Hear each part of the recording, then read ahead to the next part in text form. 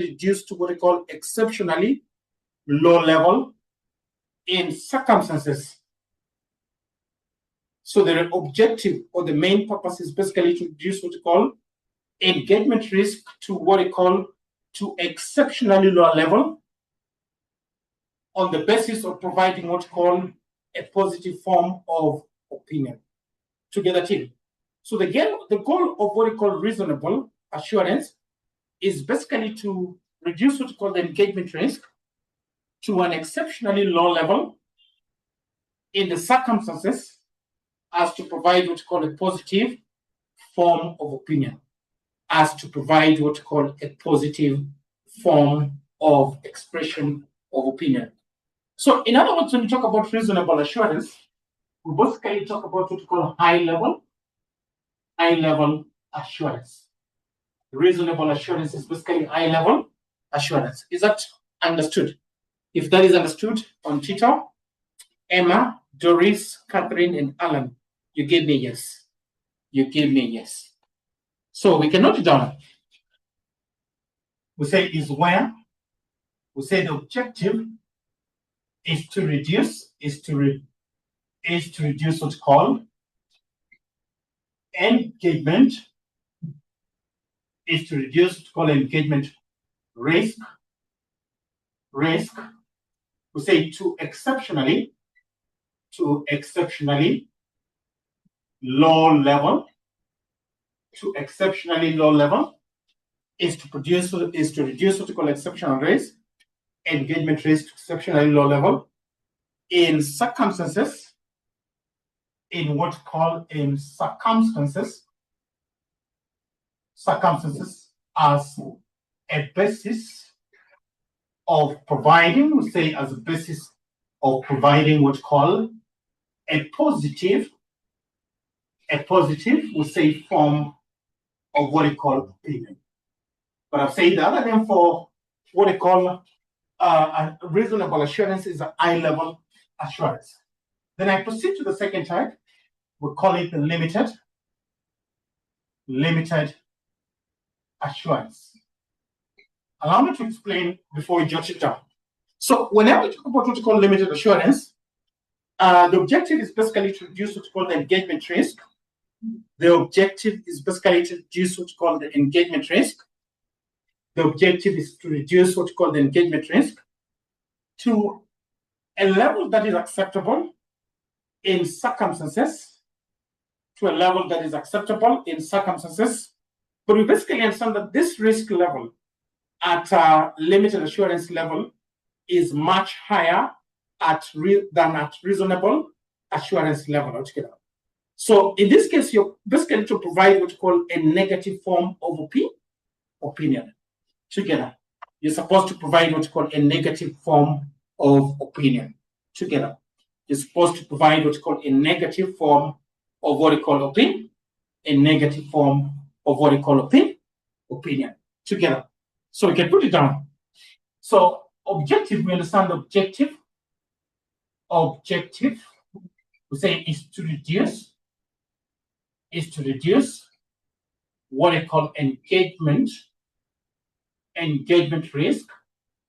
The objective basically is to reduce what's called the engagement risk to a level, to what I call to a level, we say acceptable. To a level that we say is acceptable, to a level that is acceptable in circumstances, in what's called in circumstances,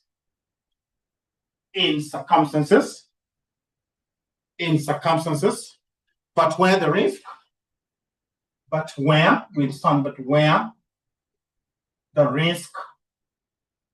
where the risk level we understand is greater, but where the risk level is greater than in reasonable assurance. But where the risk level is essentially higher than in reasonable assurance engagement. As a basis, let me just say as a basis of of what we call providing, as a basis of providing what we call a negative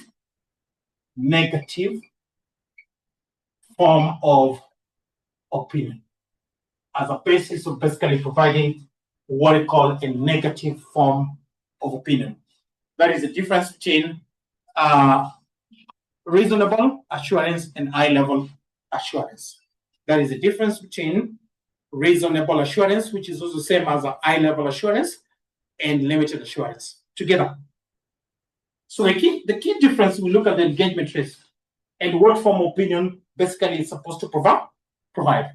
Allow me just to create a distinction. We talk about a distinction. We talk about distinction between what I call distinction between reasonable assurance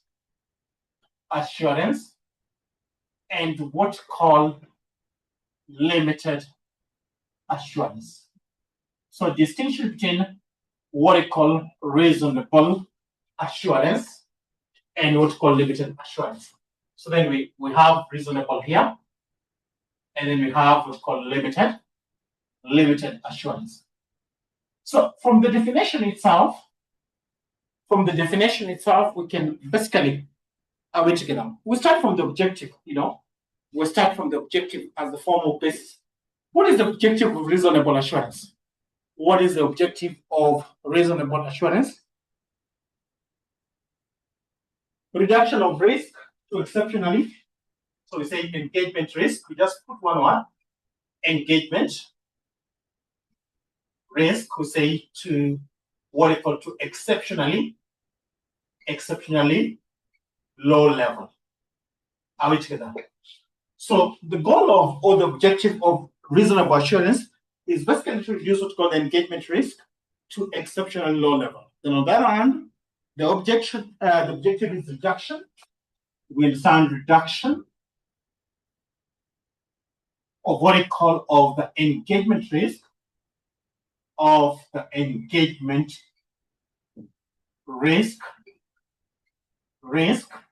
we say to acceptable level.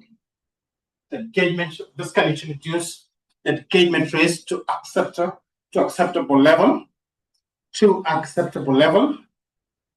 Way together to acceptable level in circumstances where risk, but we understand that risk in this case this risk is greater.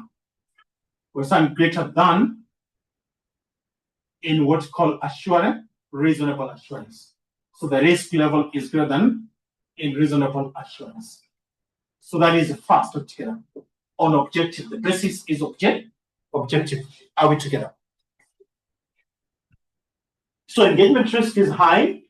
So the objective is to reduce engagement risk to exceptionally low level. This one to acceptable level.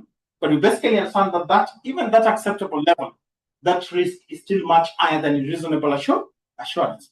So engagement risk is lower. We can talk about engagement risk.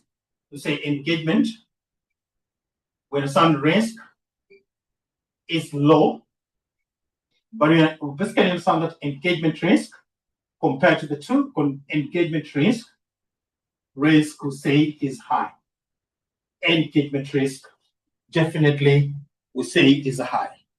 Engagement risk definitely we say is high. Respond to the yes if you're together. Engagement risk.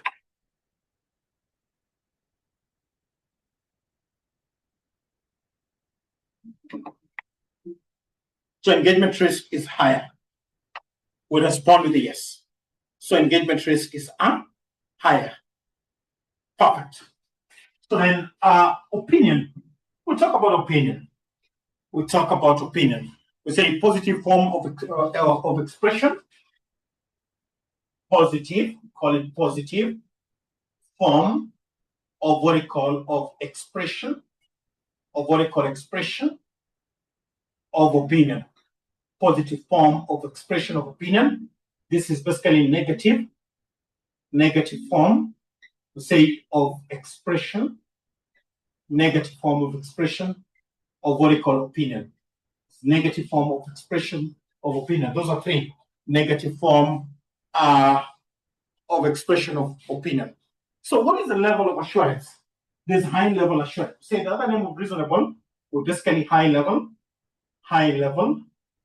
assurance. Basically have what we call high level assurance. On this other hand, we have what we call low level assurance.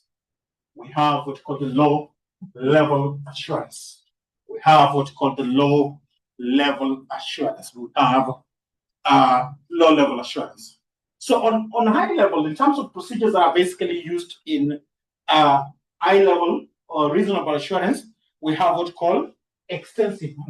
When you say extensive, those are detailed procedures. So on reasonable, we basically have what we call extensive or detailed extensive procedures. We call it extensive procedures. On the other hand, we have what we call limited. We call it limited procedures. We call it limited procedures. So we have what we call extensive procedures, then you have what we call limited procedures. Together, team. If we are together, then we respond with a yes. If we are together, then we respond with a yes. If we are together, then we respond with a yes. Perfect. So then I want us to proceed to what we call attestation. We define now, basically have attestation, engagement. So key things whenever we talk about attestation engagement. So attestation engagement. So in attestation engagement, the practitioner, who can basically be the auditor or an accountant, declare that an assertion is either correct or incorrect. The practitioner we say declares that what we call the assertion, that assertion is either correct or what's called incorrect. The assertion is either correct or what's called incorrect. So in this case, the practitioner, who can either be the auditor or the accountant, basically declares whether the assertion is basically correct or incorrect. Then you have the next, which is called direct reporting. The last we call it the direct reporting, direct reporting engagement. I hope you can see the handwriting. Can you see the handwriting? Is the board clear today? Is the board clear today? Perfect. Today there is no issue. I say that we'll not have any issues again with our class. So whenever we talk about direct reporting engagement,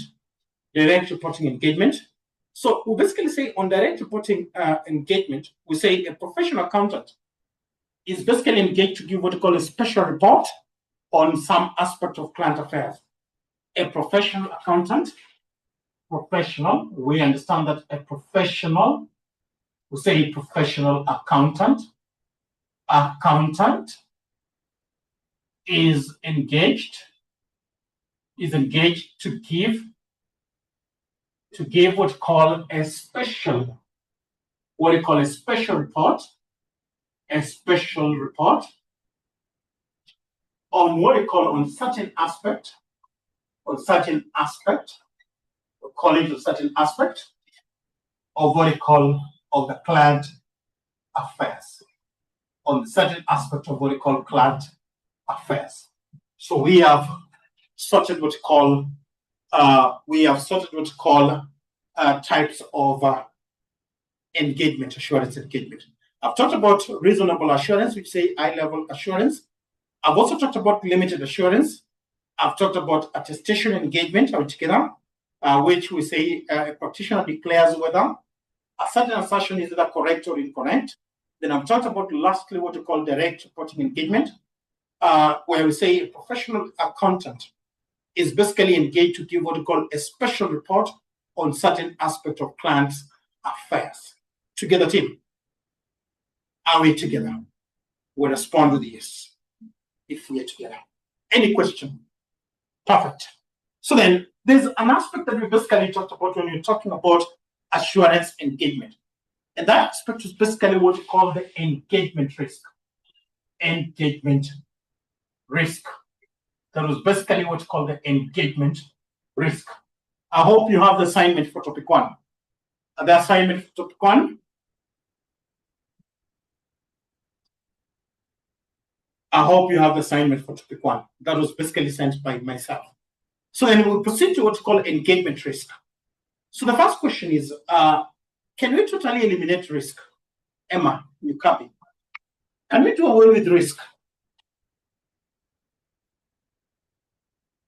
Can you do away with risk? When you live in a world, we're living in a world that's full of risk. Even your life itself looks like a risk. Is it true, Emma? Your life yourself, the friends that you have, probably are not even your friends. Yes, there's always risk there.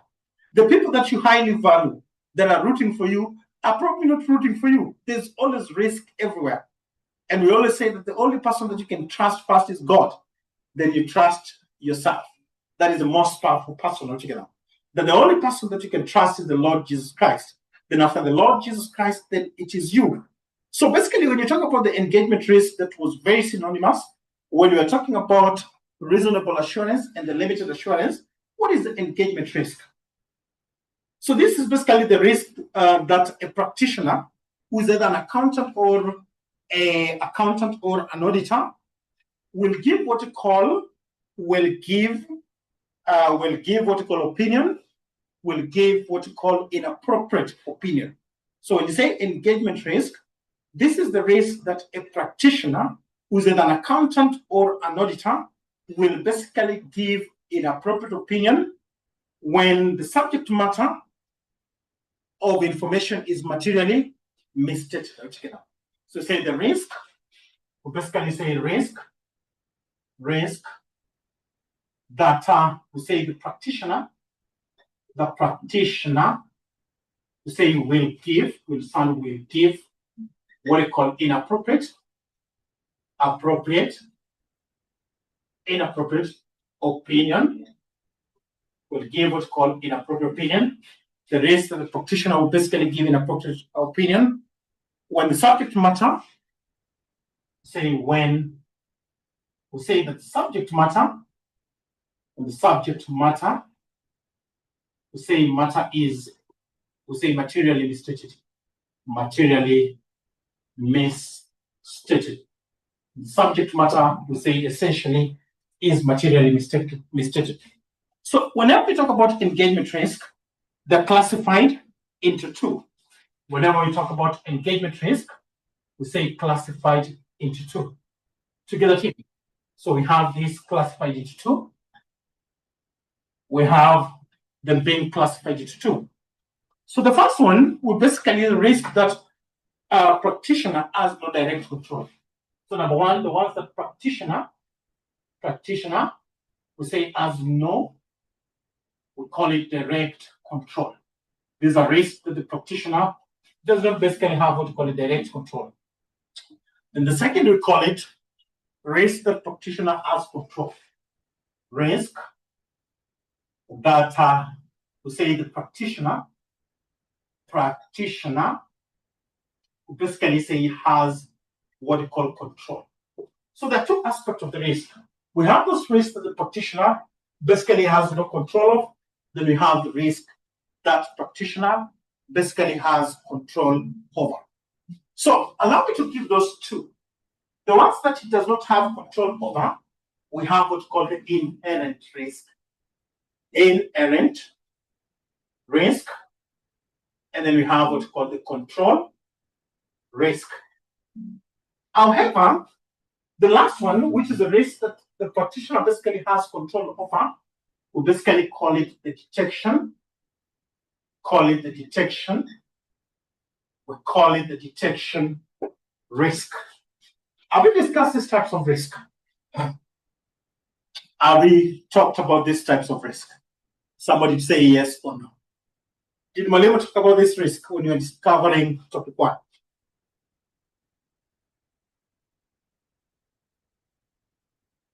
Did Malema talk about these types of risk?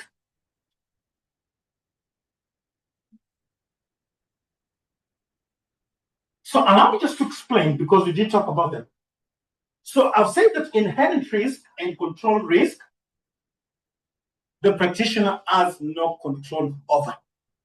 And the practitioner can be an accountant, or an auditor.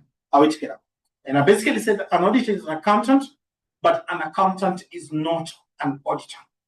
So whenever I talk about what we call inherent risk, is the likelihood that the subject matter, we call it the likelihood that the subject matter to be materially misstated, assuming that there are no related control. So the likelihood that what is like subject matter, we say subject matter, we say to be, we say materially, just rabia, misstated, to be materially misstated. We say assuming, we say there is no control. There is no control. Assuming that there are no related control.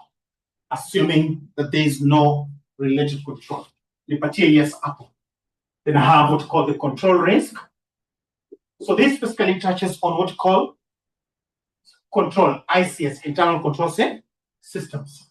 So whenever we talk about control risk, as the second type of risk that the auditor, that the practitioner, not auditor, but the practitioner has no control, the keyword is basically to understand that it relates to what we call ICS, which is the controls.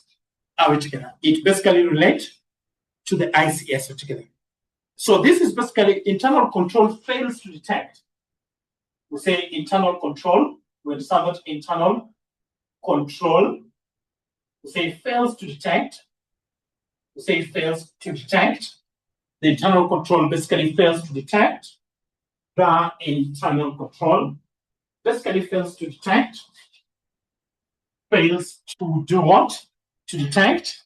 The internal control basically fails to detect. Material misstatement fail to detect what's called material, call it material misstatement. Misstatement. Together. But the keyword, remember at the back of the mind, that the auditor basically has no control over these two kinds of risk. On it, are we together? The auditor basically has no control over those two kinds of risk. He has no control over the two types of the risk. So then practitioner, second practitioner, we say he has what they call the control. So the second is basically the ones that practitioner has control over. The next is where, and that is what we call detection. Are we together? So detection basically touches on what we call auditors procedures. What they call the auditors procedures. But we're looking at auditors procedures. Two things are happening to auditors procedures. One is that we can say they're poorly designed. One is that they're poorly designed. The other one is that they are inadequate. So they emanate as a result of auditors procedures being poorly designed, or we say they are inadequate. Are we together? Are we together? They are poorly designed. They fail to detect what's called material misstatement. Are we together? These procedures fail to detect what's called material misstatement as a result of them being poorly designed, or they are inadequate. Tubonyeza yes kama tuko pamoja. Or they are inadequate. Nipatie yes kama tuko pamoja. Perfect. So then I go to the levels of assurance provided by engagement. And we attach on them bit levels of assurance provided by engagement. So levels of assurance We call it levels of what I call assurance. Assurance provided. We say provided by what's called by the engagement. So what are these levels of assurance? I believe when we're discussing limited assurance and reasonable assurance, we were able to come up with the levels of assurance provided by what's called engagement. So what are those levels of assurance? When you talk about levels of assurance, so we have what we call high level assurance. High level, there's one that's called high level assurance. And we understand it's also called reasonable assurance. Then there's low level, what we call the low levels to what we call the limited. We call it the limited assurance. Low levels to what we call limited assurance. So when you talk about the two types of assurance, we have what we call the high level assurance, and then we have what we call low level assurance. Together, I want us to delve into each and break each. So I start with what's called high level assurance. I start with what's called high level assurance. What is a high level assurance, Doris, based on things that we've discussed?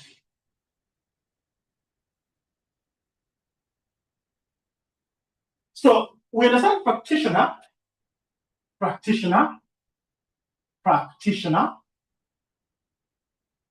is basically to reduce what's called engagement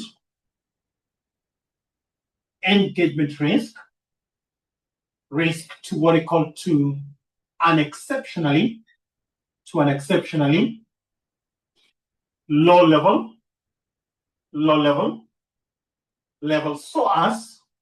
so as to provide what we call a positive, we call it form of what we call opinion. So that is what we call high level assurance. So the practitioner is basically to reduce what we call engagement risk to what we call exceptionally low level, so as to provide what we call a positive form of opinion. Then when it comes to the next, we have what we call low level. We call it the low level assurance.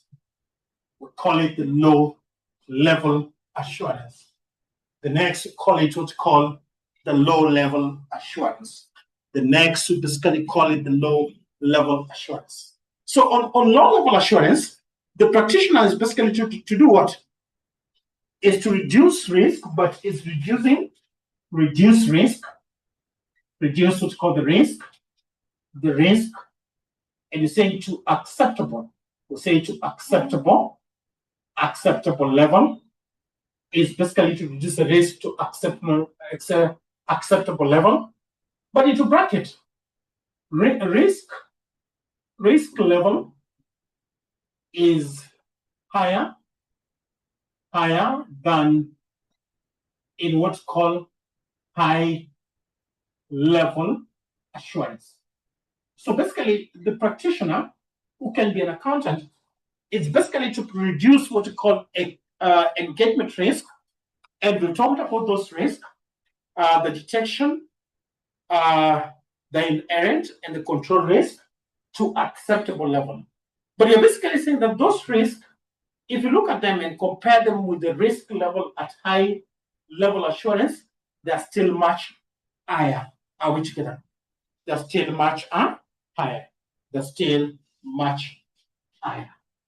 So that is the difference between high level assurance and what we call low level assurance. Has that been understood? Has that been understood? Has that been understood? If that has been understood, we respond with a yes.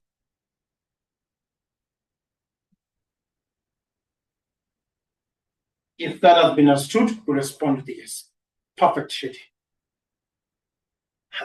So I did touch on a number of things, especially when I was talking about inherent limitations. when I was basically talking about inherent risk.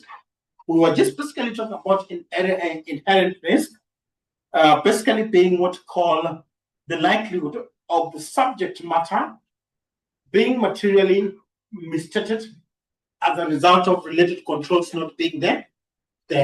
Are we together? Why do we have, you can be asked, there is something that we're going to discuss, causes of what we call inherent risk. Why do we have inherent risk? One of the reasons is selective what? We can call it selective. We can have it as selective testing or sampling. Why do we have inherent risk? It is because of what we call selective testing or what we call sampling. The second reason why we would have what we call the inherent risk will be what we call collision. People basically colluding will be what we call collision. But the third reason why we can have what we call inherent, why we can have what we call inherent risk would basically be what we call use of your own judgment. Do you think your judgment is always right? Your judgment. Is the judgment always right? If today you are on the seat of judgment, do you think you make the right judgment? Definitely no. So the third reason is use of our own judgment. That's an inherent cause of inherent risk.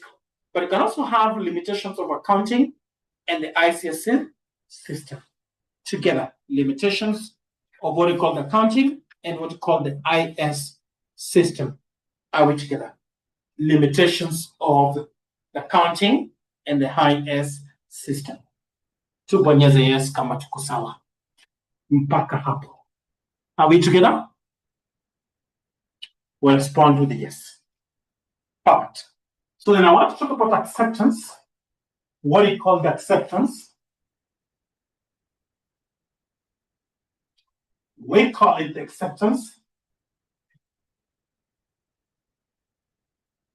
Call it acceptance and continuous of assurance engagement. Acceptance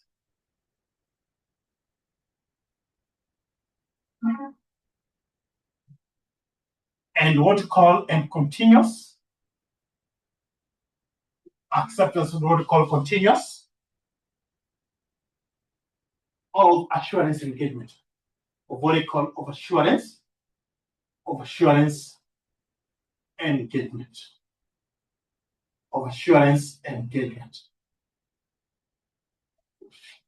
Acceptance and continuous of assurance engagement. Acceptance and what is assurance engagement? That good students. What did Mwalimu say is assurance engagement? What did Mwalimu say is assurance engagement? That good student who remembers what Mwalimu said. What is assurance engagement? What is assurance engagement?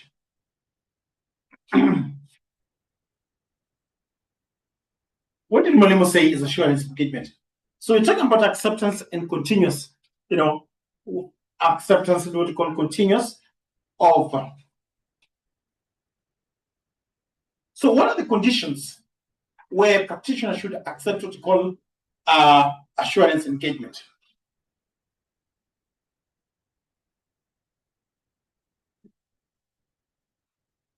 So in brief, what did I say assurance engagement is? What did Mwalimu say is assurance engagement? What did Mwalimu say is assurance engagement? What did Mwalimu basically say is assurance engagement? What did Mwalimu say is assurance engagement? So say where the practitioner is involved basically to examine the subject matter, which was the work of another party, using what you call a suitable criteria in order to provide what you call an opinion that provides what you call an assurance to the intended user. So we're basically saying that what are some of the conditions that need to be in place in order to accept or to continue with assurance engagement. That is where I moved. So say practitioner can only accept or continue with engagement when. So what are some of the conditions when should the practitioner basically accept and continue with assurance engagement? When should a practitioner basically accept and continue with what we call assurance engagement? So one of the areas that we basically say, that one of the areas we basically understand when practitioner are together, practitioner is certain have been certified. Ethical issues, ethical, and what we call independence issues, we say have been satisfied. So when it's for sure, we understand that issues to do with ethical independence have been satisfied. That is one of the conditions where a practitioner basically will accept and continue with what we call assurance engagement. When ethical issues and issues to do with independence have been satisfied. Doris Tukosawa, that is the first condition. Doris Tukosawa.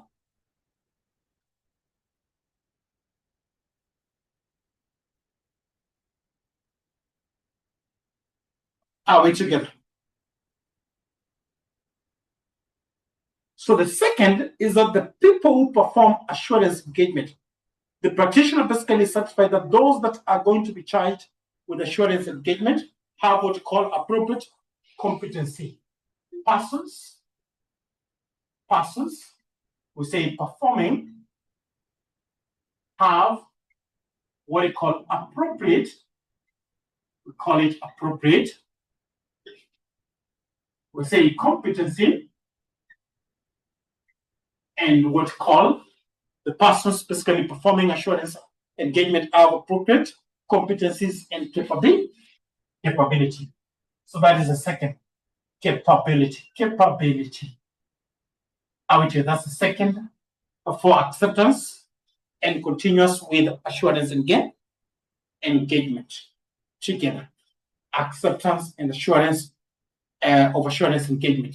So the basis of engagement have been agreed through basis of what we call engagement.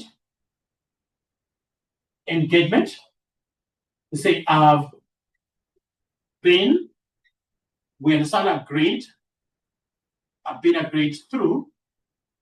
So the basis of engagement essentially have been agreed through. The basis of what we call engagement have essentially been agreed through.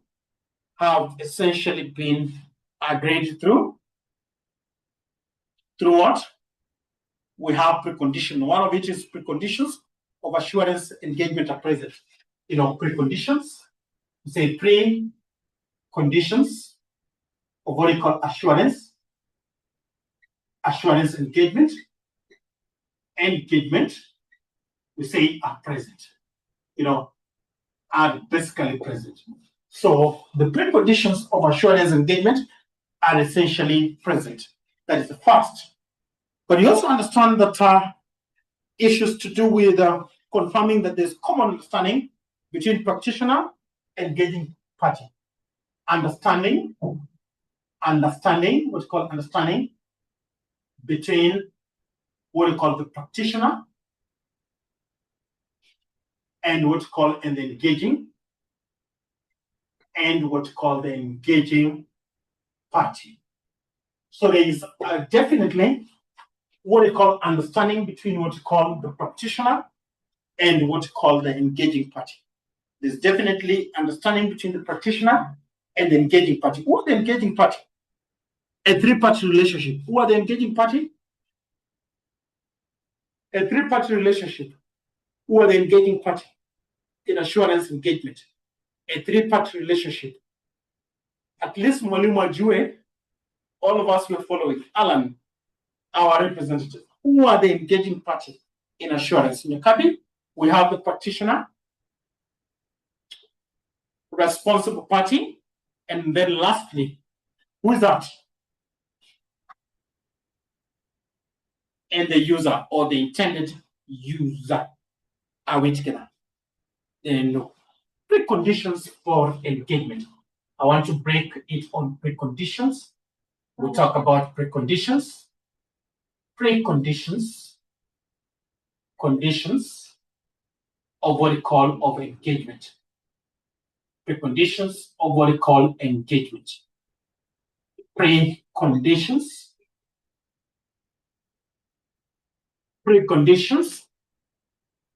of what we call engagement. What we call the preconditions of engagement. Are we together? Preconditions of engagement. So in order to basically establish what we call preconditions for engagement,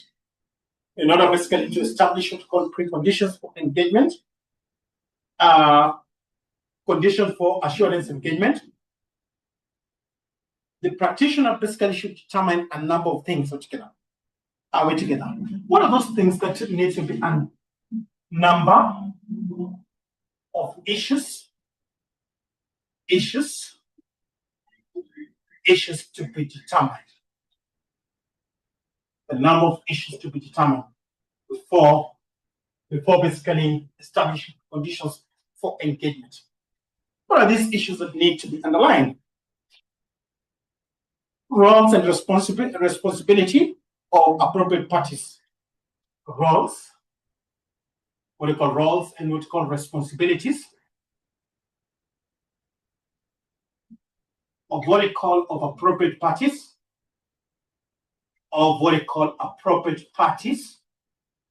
roles and responsibilities of what we call appropriate parties are suitable in circumstances. We say are suitable, are basically suitable in what we call in circumstances. Are suitable in what we call in circumstances. Are basically suitable in circumstances. Are basically suitable. Subject matter. Second is whether subject matter with some subject matter as is appropriate. Subject matter is appropriate. What we call subject matter is basically appropriate. That is, the subject matter is appropriate. Criteria will be available for intended users. Criteria will be, we say, available to what we call to the intended user. Criteria will essentially be available to what we call to the intended user. The criteria will be available. Practitioner conclusion will be appropriate. Those are practitioners. What we call practitioners with some conclusion, with some will be appropriate. So what is called practitioners conclusion would definitely be appropriate. Then we can also talk about the rationale, the rationales to what we call the purpose of engagement. Rationale to what we call the purpose of engagement.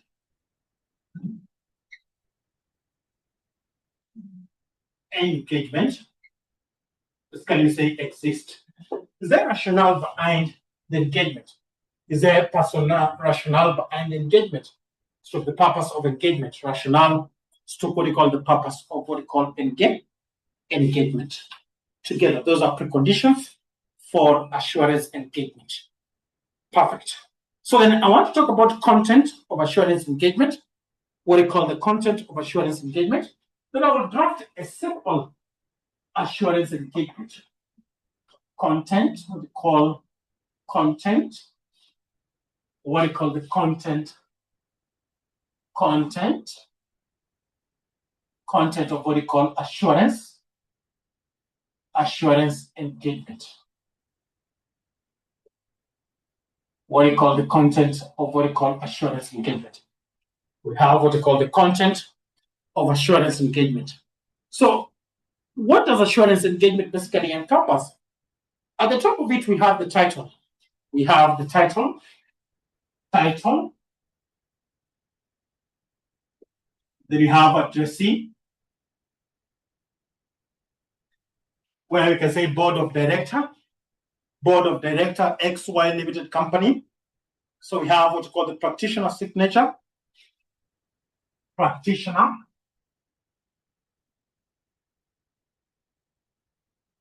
signature.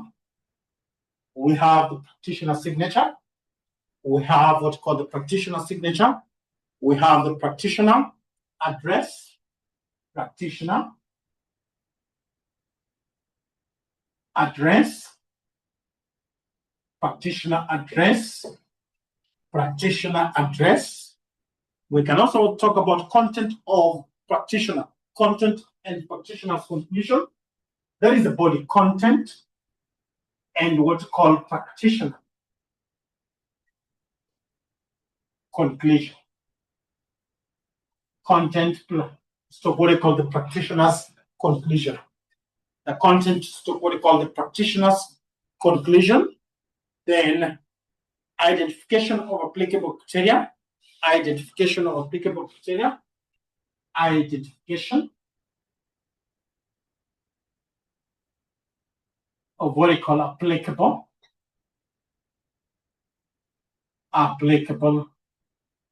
criteria. Identification of what you call applicable criteria. Statement that ethical requirements were complied. We have what's called ethical, call it requirements, complied. So this is the content together. That is what you call the content of what you call the content of what you call assurance engagement. Together, content of what you call assurance engagement. Together, content of what you call assurance engagement. So I want to just break down. Have you ever seen an assurance engagement? Have you ever seen an assurance engagement report? Have we come across? So I can just maybe lead you into a brief example,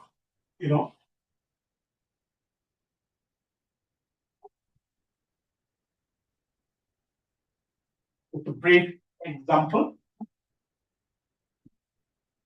Just a brief example.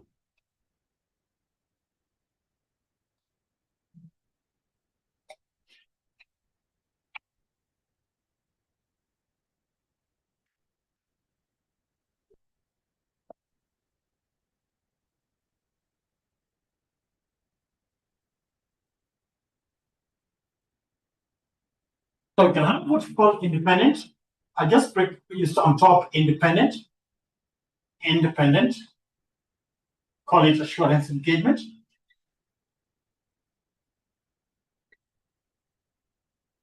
Independent assurance engagement. Then addressee. So on addressee, we'll have maybe, for example, to the board of director. You can talk about this is independent assurance. Addressee to what you call to the board of director. Then you give what you call the entity together. Just sample. We're just creating a small sample. Sample. Tuko sawa? Tubonyeze yes tafadhali. So then it will touch. You can talk about the scope of engagement. Scope of what you call engagement.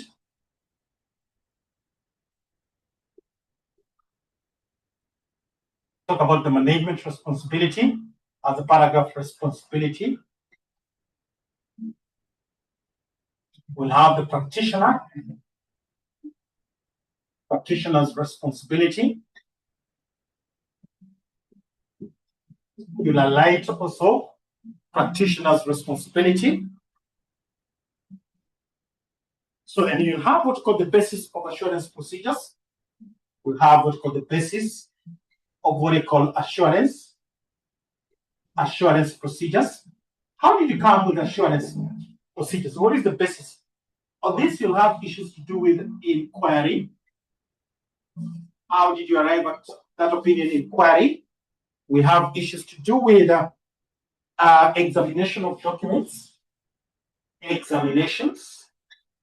what you call examination of what you call of the documents, what you call the examination of the document. You can also have as a means basis of assurance engagement, you can have issues to do with ARPs altogether. So then you would provide what's called the conclusion. Then you provide what's called conclusion. Are you seeing that format? Kila mtu naona?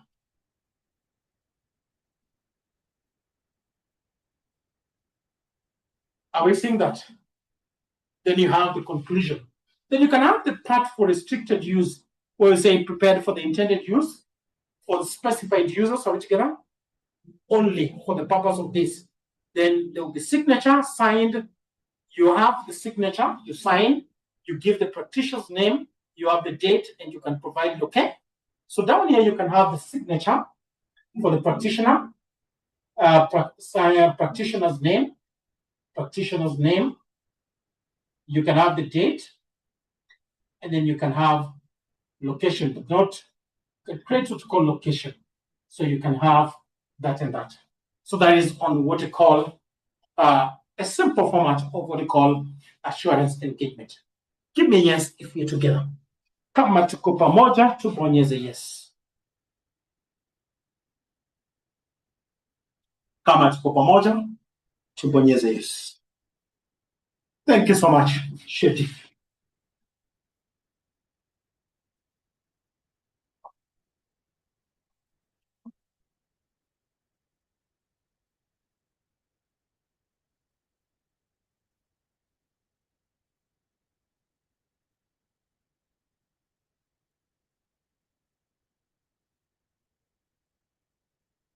So then we proceed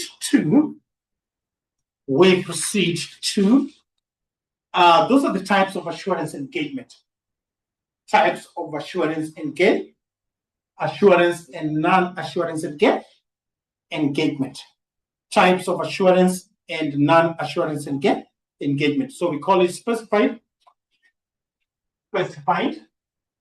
what do you call specified services offered, specified audit related services, audit related services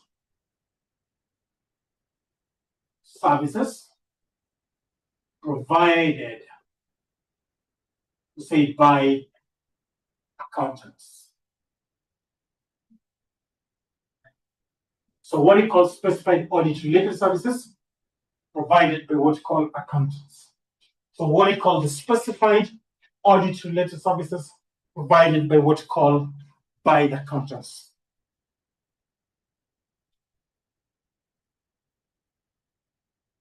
Yes, I can provide one. Yes, I will provide that. Doris, I will provide one. I want you to respond. I will provide one. Doris. And that is on you. You're the one who, you remind Malimu. I hope you have Malimu's number. Doris, do you have Malimu's number? Yes. So you assist the class. Yes, so specified audit-related services provided by practicing accountants. So those are assurance and non-assurance engagement. So we have one, what we call agreed upon procedures engagement. One is what's called agreed upon procedures, and say engagement. Agreed upon procedures engagement. Agreed upon procedures engagement. Then you have compilation. We have what's called compilation engagement. Compilation engagement.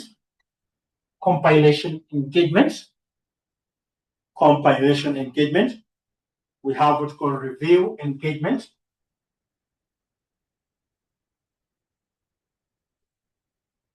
We have the review engagement. Then you have due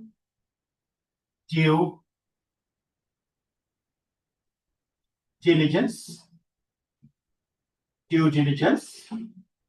what I call the due diligence, review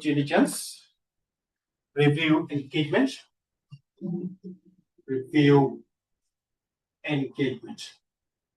due diligence, review engagement. What I call the due diligence, review engagement, Then we have review of prospective financial information. Review of what we call prospective, and say financial information. Review of what we call prospective financial information. So as we take a break, I want us to come back and start on what we call agreed upon procedures and engagement. So start with agreed upon, let's call it procedures engagement. Agreed upon procedures engagement. Agreed upon procedures engagement. So as we take a small break, 10 minutes, then we'll come back and talk about that. Is that okay? We'll come back and talk about that. Respond with a yes. Are we together? So as we come back, we start on agreed upon. Yes, a break of 10 minutes, and we come back.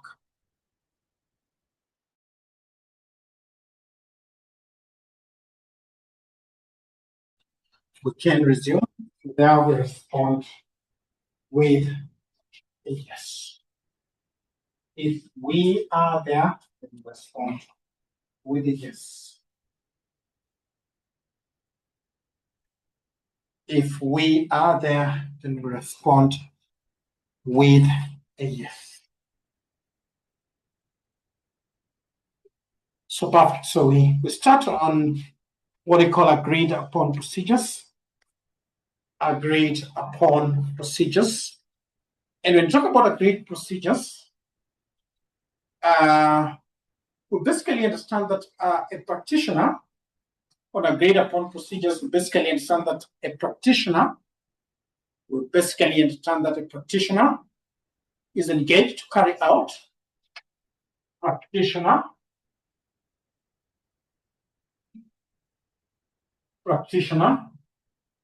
we say is engaged, say to carry out. The practitioner basically is engaged to carry out procedures of audit,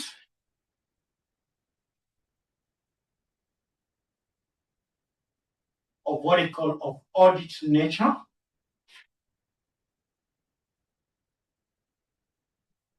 procedures of audit nature, to which the practitioner, the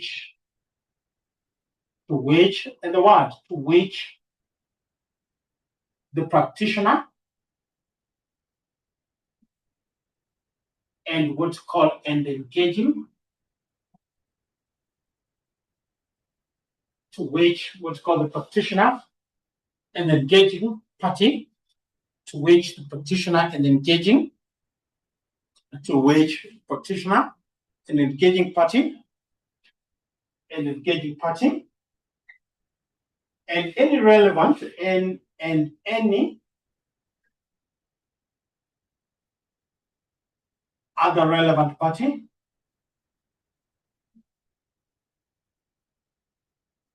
we say must, any other relevant party must have agreed upon, must have, the keyword must have agreed, we call it upon, must have agreed upon, and report on factual finding. Must have agreed upon the report on what's called the factual finding.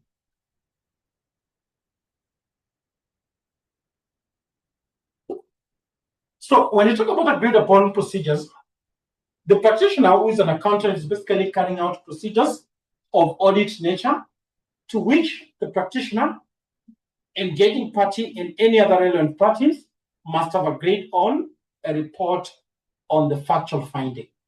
Must have agreed on what called the report on what called the factual finding together on reports of the factual findings. So together. So then we talk about circumstances. We talk about circumstances where agreed upon procedures. Circumstances where agreed upon procedures.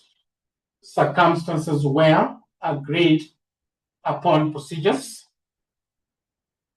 Circumstances where agreed upon procedures will be applicable.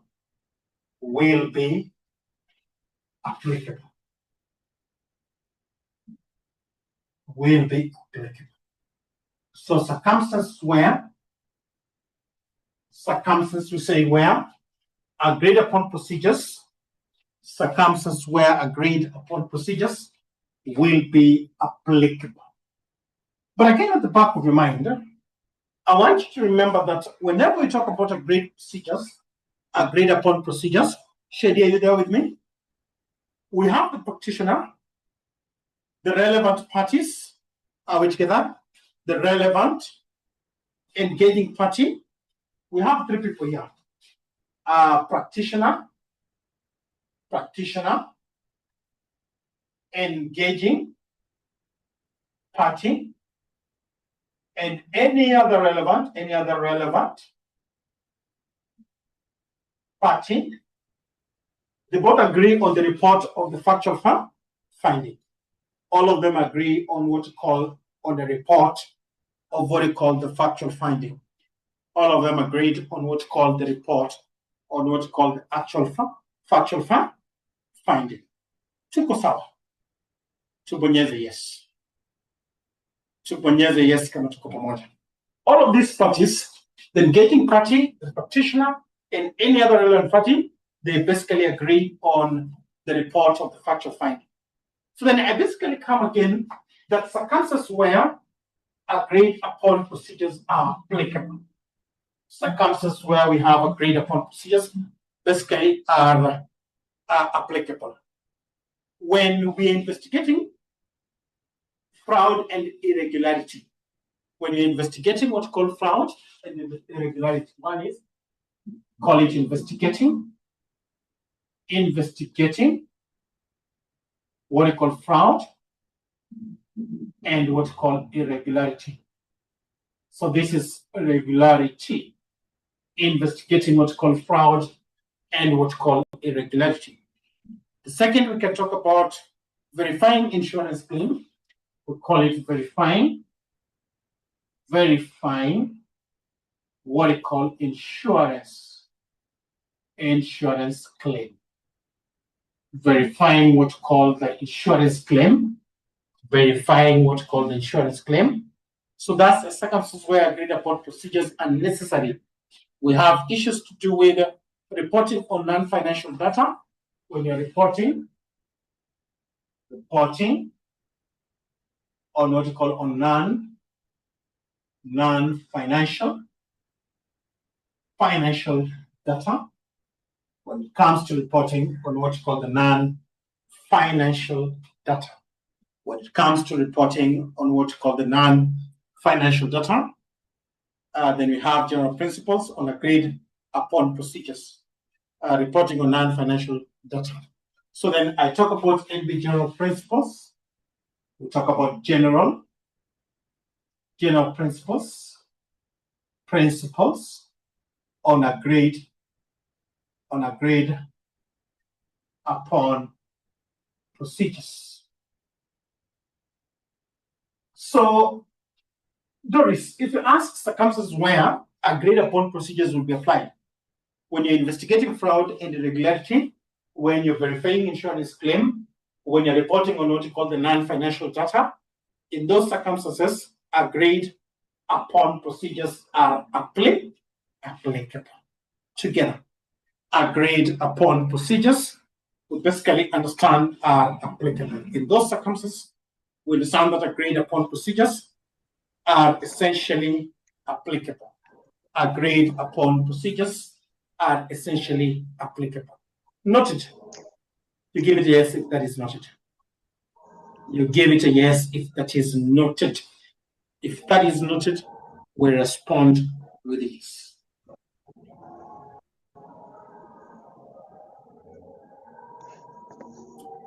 Perfect. So I'm talking about general principles on agreed upon procedures. So practitioner must comply with a number of things. We say practitioner, the next say practitioner must comply, must basically comply. Practitioner must comply with fundamental principles, must comply with what's called fundamental.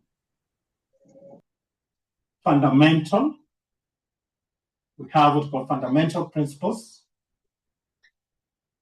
We call it provided by what we call the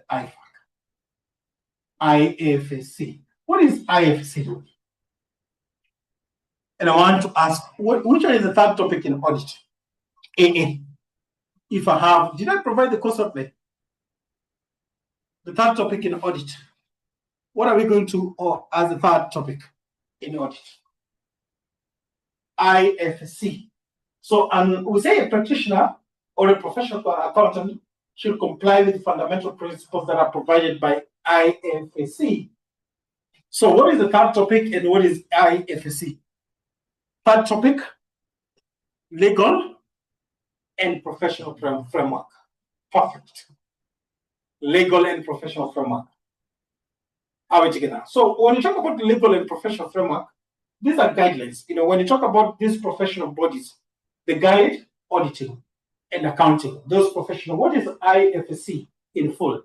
We'll basically talk about them on legal and professional framework. What is IFSC? So we call it International Federation. Remember, when you talk about assurance and non-assurance, they're carried out by accountants altogether. Auditor is an accountant, but say accountant. So what is we say one of the guidelines that we say practitioner must basically comply with fundamental principles that are provided by IFSC. What is IFSC? Which is when you talk about professional and legal and professional framework. What is IFSC? These professional bodies. We are going to talk about ISEP. Are we together? What is IFSC? International Federation of Accountants. In full, that should be International Federation of what? Of Accountants. Together, team. So what are these principles that are provided by International Federation of Accountants? What are these principles that are provided that a practitioner who's an accountant should basically comply with? Issues to do with integrity. We have what we call confidentiality. We have what we call objectivities. We have what we call professional behavior and technical standard. So those principles, we have issues to do with integrity.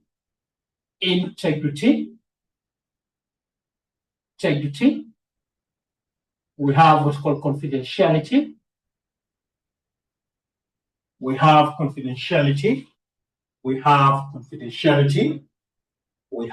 what they call confidentiality.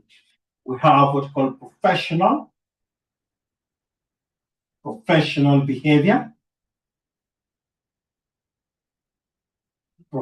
behavior. Technical standards.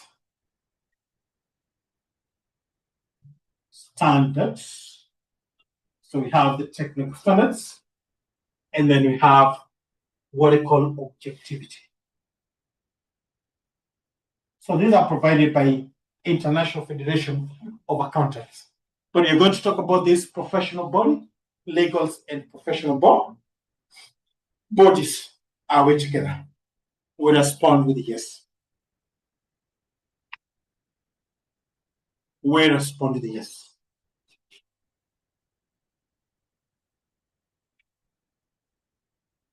We respond with a yes.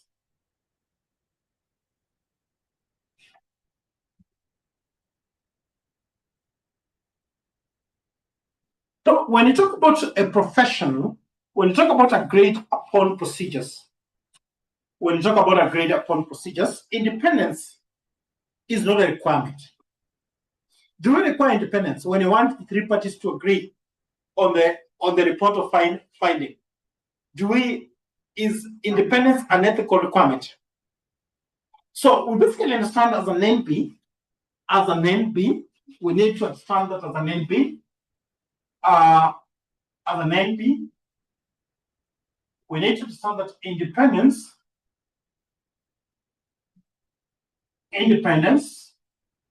what we call independence, we need to agree that independence is not a requirement, is not what we call a requirement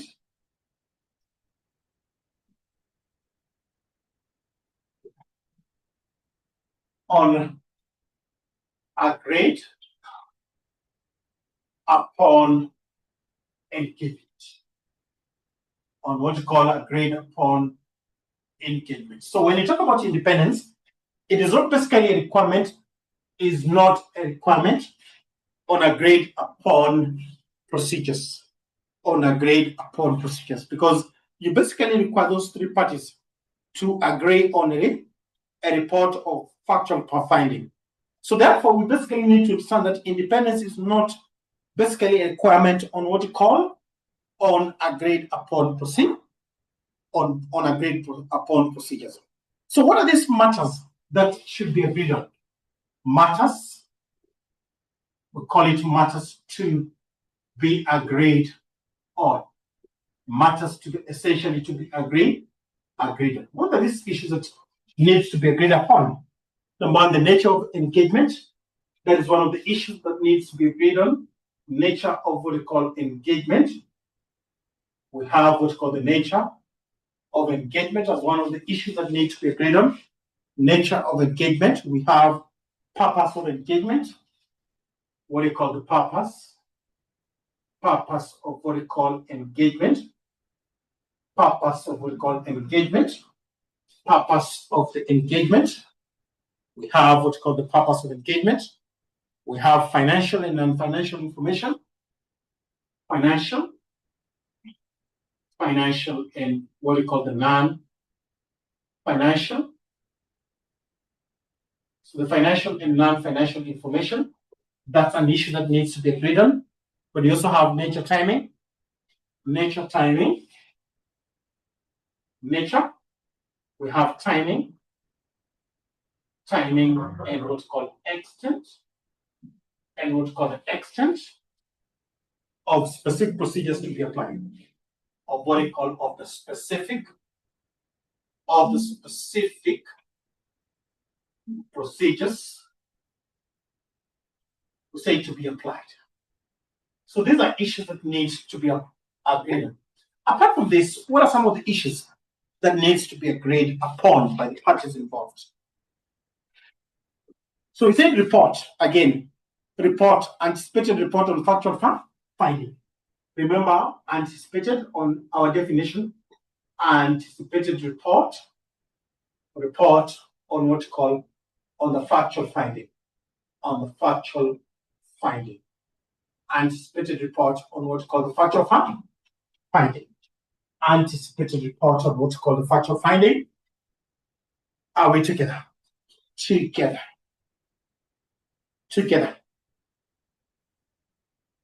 We respond with a yes if you're together. So those are issues that need to be agreed on. But independence is not a requirement because you expect those parties to agree. Perfect. So then I talk about procedures applied in what's called in agreed upon procedures. Procedures that are applied in engagement. Procedures that say applied in what's called in engagement. Procedures that we basically say applied in engagement. So remember, when we were talking about procedures, when I was giving a simple format, we had issues to do with as procedures. We have inquiries. We have issues to do with inquiries. We had what's called analysis. We had analysis, recomputation, Rate computation, we have issues to do with rate computations. Rate computation, rate computation. We have issues to do with observation, observation, observation, observation, circularization, circularization. So these are some of the procedures that we are basically applied in engagement together. Tubonyeza yes kama tuko pamoja. And good things happen to those who are willing to push and push. Are we together? No complaining. We have to work around the corner and make sure. So content of the report on factual finding. Content of what we call it the content of report. Call it the content on what we call on report. On what we call on report. On what we call on the factual finding. On the factual finding. Content of what we call report on the factual finding. Content of the report on what we call the factual finding. So content of the report on factual finding, just like an engagement, we have what we call title at the top. We have what we call the title. We have addressee. We have addressee. We have addressee. We have addressee. We have date of the report. Date of the report. We have what we call the date of what we call report. Date of what we call the report. Date of report. Practitioner's address and signature. Practitioner's address. Practitioner's address. And what we call the signature. Practitioner's address and signature. Practitioner's address and signature. We have listing of specific procedures performed.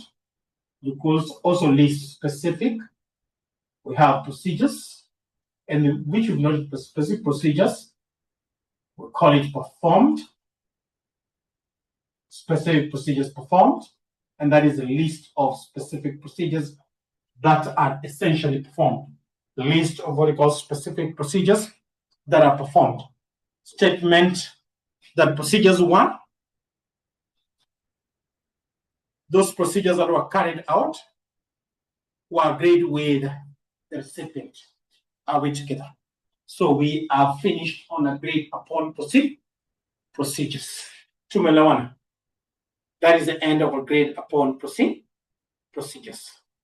So I want to introduce the second, specified audit-related services. Those are types of assurance and non-assurance engagement. We have what we call compilation. We have the next called compilation, and say engagement. Compilation, engagement. We call it the compilation engagement. We call it the compilation engagement. So what is a compilation engagement? So number one, at the back of your mind, we need to understand that compilation engagement is basically non-assurance. Number one is a non-assurance. We call it a non-assurance engagement. Are we together? It does not provide assurance. Number one, at the back of your mind, understand that what you call compilation is basically a non-assurance engagement. Together, Catherine, Charlo. Number one, at the back of your mind, that was the second type of specified. We understand that that is a non-assurance engagement. Are we together? That is a non-assurance engagement. So in this case, accountant is essentially involved.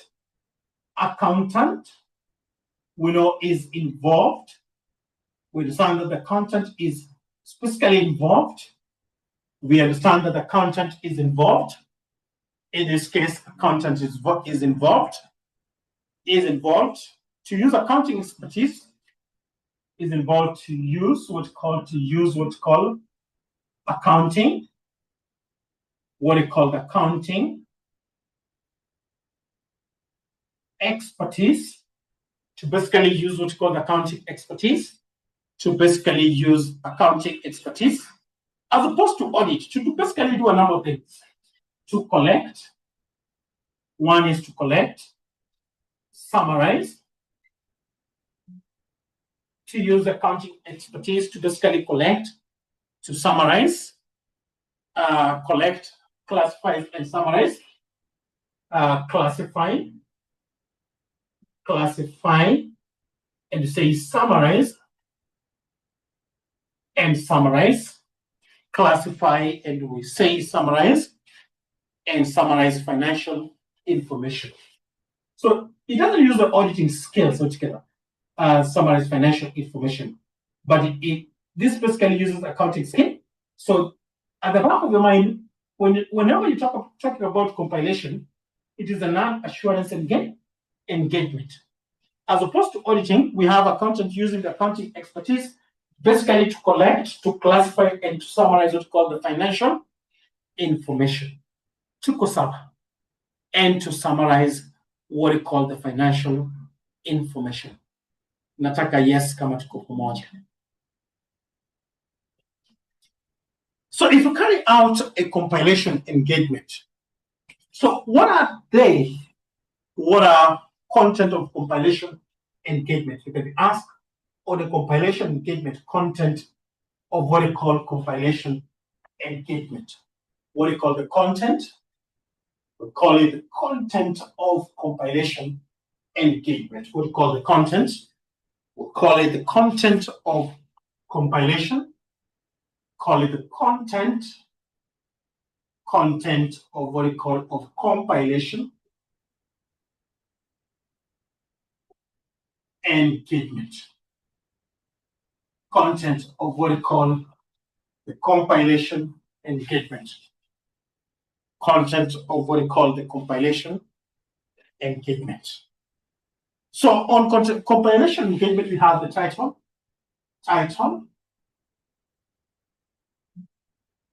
We have addressee. We have the addressee. We have what's called the date of report. Date of what we call of the report. Date of what we call the report. Date of report. So we have what's called the practitioner, address and signature. Practitioner's address. Address is what we call the signature. Practitioner's address is what we call the signature. Practitioner's address and signature. A practitioner's address and signature. In this case, just be very specific. Accountant. We can call it accountant. Accountant signature. Then you can say statement. Statement. That compilation has been done. A statement that the compilation has essentially been done in accordance with international standard, has been done in accordance with what we call with the international standards. With the international standards. That this has been done in accordance with the international standards, with the international standards related to applicable compilation engagement, related to what we call compilation engagement altogether. So then I want to talk about, yes, I'll do the question. You will see the questions that I give you. Have you looked at topic 1? Have you looked at those questions, Alan, on topic 1? Yes, you can be asked. Particularly when you look at that handout, difference between review and audit of financial statement. There's what we call review and audit of financial statement. You can be asked. AA, you'll have general questions. AA, you'll have straightforward question. Majority of time you'll have, apart from smaller essays, most questions will be very direct questions. Alan, those other questions will be direct. So we'll start from what you call conditions for accepting. We'll start from what you call conditions. Conditions for what you call for accepting. For accepting. What you call compilation. Compilation. Engagement. Conditions basically for accepting what you call the compilation and engagement. Conditions for accepting what you call the compilation engagement. That is where we start. I want to give you assignment. I want to give you assignment. Are you listening? Are you listening? Are we listening? Perfect. So the assignment is to finish the handout. I'll just briefly talk about what we have, what is remaining. Finish the handout. I'll just briefly talk about what is remaining, but finish the handout. As I come to that class, Emma and Yokabi, are we together? Doris tuko pamoja. Finish the handout. As I come to class, I will take about 25 minutes just to revise on those areas that I expect you to read. Then I give you more questions. So in the next class, that is on Thursday, we should be starting on topic 3. Together, we should be starting on topic 3. How many topics is audit? How many topics do you have in A?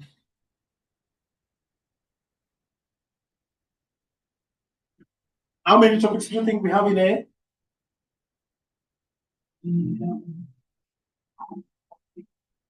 8. There's so much. There's so much work here. So I want you to know, yes, for ATT it's a little bit squeezed, but now for those who are in the intermediate, we have about 16 topics. Tuko pamoja, so it means there's work. Nyokabi, Doris, Catherine, the essence of providing. Did I provide a course outline? Yes, I provided. Tafadhali. When you see Mwalimu asking for something, he knows why he's asking. Mwalimu knows why he's asking. When Mwalimu asks for something, so we start on topic 3, that is our next class. But I will discuss the remaining part in form of questions. So God bless you and God bless our class, unless somebody has something that is burning. Is there anybody who has something that is burning? Is there somebody who has something that is burning that cannot? I'm also providing topic 3. Alan, make sure that if I don't send it by tomorrow 10, you remind me to send topic 3, a topic 3. Is that okay, Alan? Make sure that I send it. Are we together? Liz, are you okay? On Twitter, are you okay? Some people have been quiet. Perfect, Liz. Evans on Twitter, I hope everything's okay. Yes. Thank you so much. And God bless you. So, lazima tujikaze. Yes. So, topic 3, that is on Thursday. I'll just take a few minutes to revise. Thank you so much, and God bless you.